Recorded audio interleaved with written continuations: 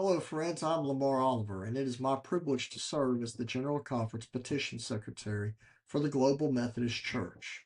Welcome to the petition submission process being used for our 2026 General Conference. While we have provided detailed instructions in PDF form on the petitions homepage, as well as a flowchart overviewing the petition submission process, we are providing this detailed walkthrough for those who might benefit from seeing the petition submission process completed from start to finish. This video is tailored specifically for those submitting a petition as an individual. If this submission is on behalf of an annual conference or an official church body, on the petitions page of the General Conference website, you will find links to videos similar to this one that address those specific situations. As we head to the petition submission form, there's one key thing to keep in mind. There is no way for a user to save their progress once this form is started. As such, please ensure you have all necessary information for your petition ready to go before beginning this process. A checklist is provided as part of the PDF resources on the petition page. We cannot recommend highly enough completing this checklist before starting your submission journey. Now, before getting to any data entry, petitioners will find links to 4 essential documents in the background information and documents section. 1, the plan of organization and covenant for our life together. 2nd, the petition process overview. 3rd, the book of doctrines and discipline. And 4th, the judicial practice and procedures. Users must affirm they have downloaded and read the plan of organization and covenant and the petition process overview to proceed with the petition submission process. Now, to help minimize confusion, please note 3 significant reminders. First, the categories of petitions. Second, the GMC membership requirement. And finally, the clarification that petitions must be submitted through this portal. No matter whether one is submitting a petition as an individual, on behalf of a group, or from an annual conference, the petitioner is required to provide their first and last names, a valid email address, and a phone number. Note, for the sake of time, I have pre-populated the upper portion of this page. Users are asked to select their country from the drop-down menu and their state, province, or region. Note, the valid country selection box is checked automatically. It serves as an internal check on the above information. You have nothing to do with that box. The mailing address follows the standard format used in online data collection. For the sake of time, I have populated that information here as well. Since the petitioner is submitting as an individual, please ensure that the individual button is selected under the submitter type. For statistical purposes, we are collecting data on the individuals submitting petitions, so we are asking petitioners to indicate if they are laity or clergy under the submitter membership type menu. Petitioners will also need to indicate in which annual conference they are a member. A menu will appear from which their annual conference is selected. If the petitioner is a layperson who is unsure which annual conference their church is a part of, their local pastor can provide them this information. A quick note, throughout this process, drop-down menus such as this are populated from our denomination's official database, so all conferences are listed here. If for some reason a conference is not listed here, please drop me an email at petitions@globalmethodist.org. When listing a specific local church, the best advice we can offer is to enter keywords to help search the database. For example, my family and I are part of Trinity Methodist Church in Ruston, Louisiana. To find our church, I will begin by searching for Trinity. As one might imagine, there are more than a couple of Global Methodist congregations with Trinity in their name, 94 to be exact, as of November 13th, 2025. Now, if you add the word Ruston to the search, It comes right up. Oh, it doesn't matter which order you put keywords in. It does not matter at all. I could have put Ruston before Trinity. Now, in the event a local congregation cannot be found using this search tool, please select My Church is Not Listed and complete the Unlisted Church Name box. Enter the name of the church along with the city, state, and country of the church. We will verify this information as part of our petition verification process. As we get to the cosigner section, please note the very specific details involved, especially these first two. We cannot emphasize strongly enough that it is the responsibility of the petitioner to ensure they have and enter accurate email information for their cosigners. Incorrect email addresses will result in the petition being ineligible for consideration. Also, cosigners must be members of the Global Methodist Church. In 2024, several petitions were deemed invalid because of the cosigner issues related to these first 2 points.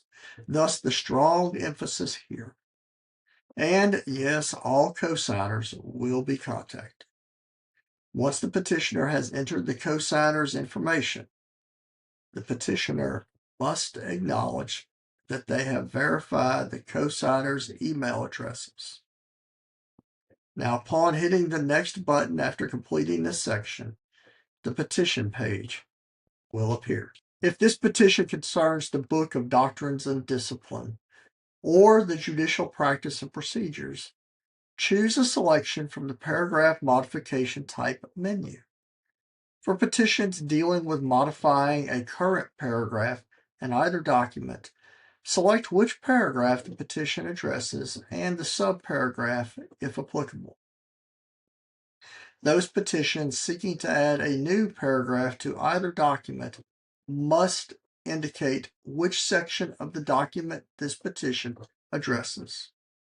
Should this petition be a resolution for consideration, after selecting resolution, the petitioner will proceed straight to the petition title. A piece of advice on selecting a petition title. Before beginning the petition submission process, please choose the petition title.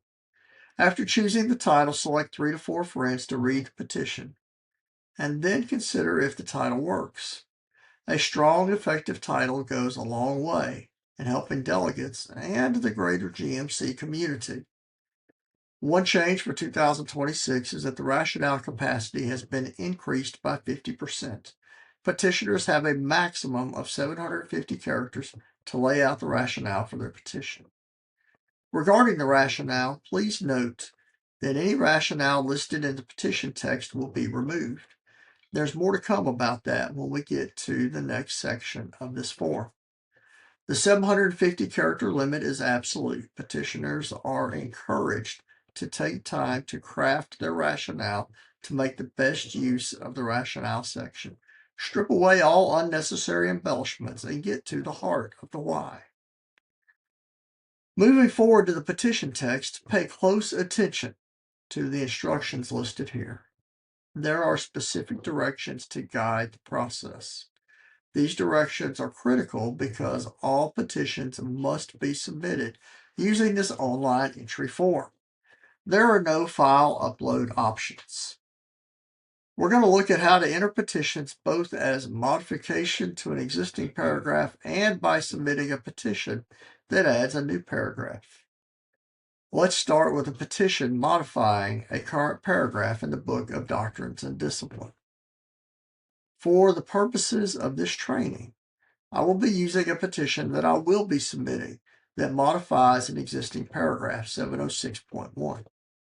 After selecting the proper petition and paragraph modification type, I then select the proper BDD paragraph and subparagraph. With respect to the rationale, rather than dealing with the whereases, etc., that many associate with petitions and resolutions, I chose to write my rationale in 2 sentences, one that identifies the current situation and a specific solution. The second sentence explains the intended outcome of the petition in question and the why behind this recommended change. Also displayed is the character count. I'm at a little over 450 characters, well short of the 750 maximum. Having your text ready to paste in from another application will be extremely helpful here.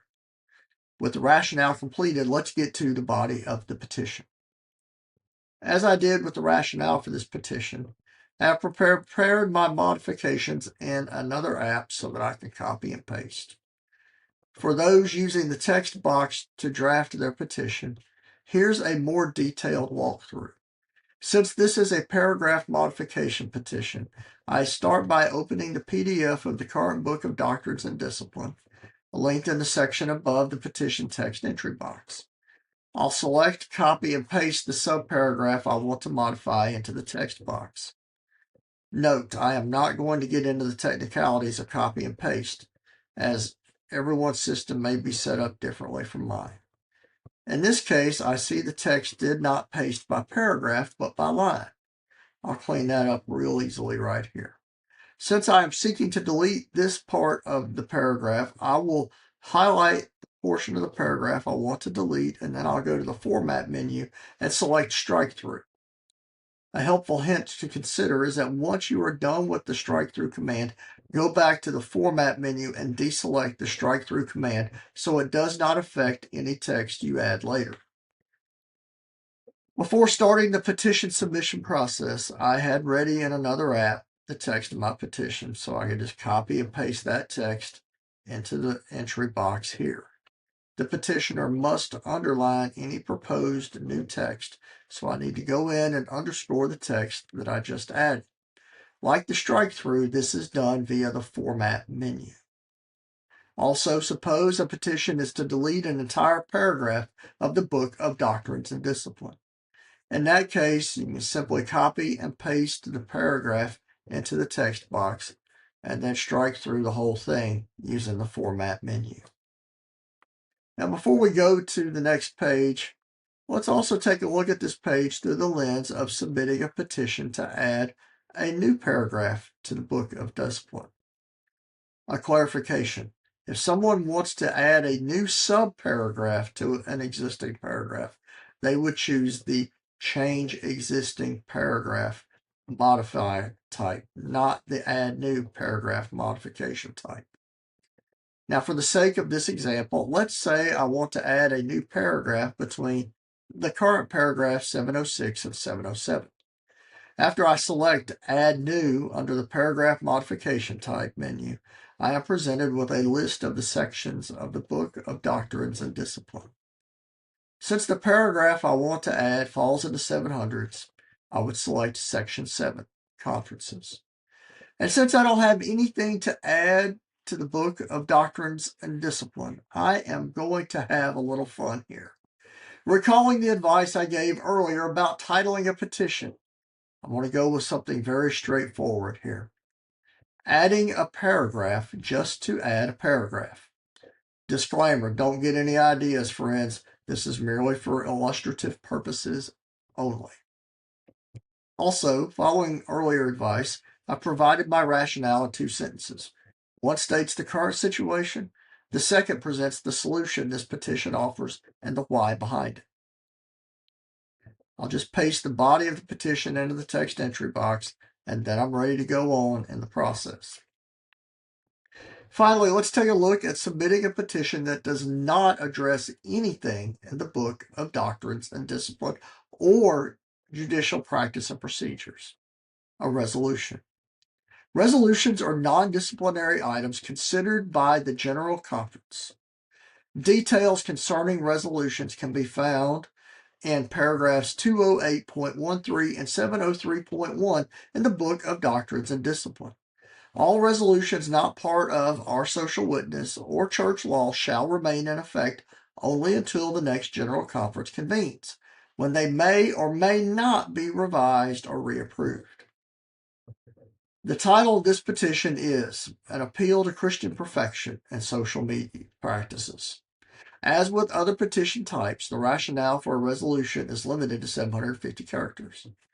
One tip I would offer here is to be mindful that, by definition under church law, resolutions are not permanent, but are valid only until the convening of the next General Conference. Similarly, I prepared the text of my resolution earlier and will paste it into the petition text box.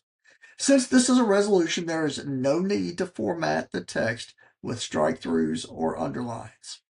Remember, resolutions are good only until the next General Conference convenes, so there are currently no existing resolutions to be modified by addition or subtraction. Regardless of the type of petition, once the text of the petition has been entered, before you hit the next button, I want to encourage you strongly, I want to strongly advise you to take a moment and review everything on this page. Everything.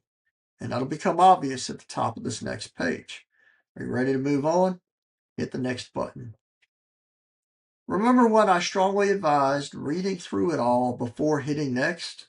Well, before the submit button is pressed, the petitioner is required to verify that they have reviewed the previous pages and they must certify that the information is accurate. This step is essential because we are not responsible for any errors made in the submission process. Now, once the petitioner has completed this required step, all that remains is for the petitioner to sign the petition electronically, mouse, keypad, touchscreen, however you want to do it, and to enter the submission date. The next page will confirm that the submission has been received. Notice also there is a link to download a PDF of the entire submission. We strongly urge users to download that PDF. The petitioner will also receive a copy of it via email confirming the submission. That's it, friends. Thanks for taking the time to work your way through this tutorial. Should any questions arise about any aspect of the petition process, feel free to drop me an email at petitions@globalmethodist.org. Take care, my friends. May God be with you now and always, and may you be with God now and always.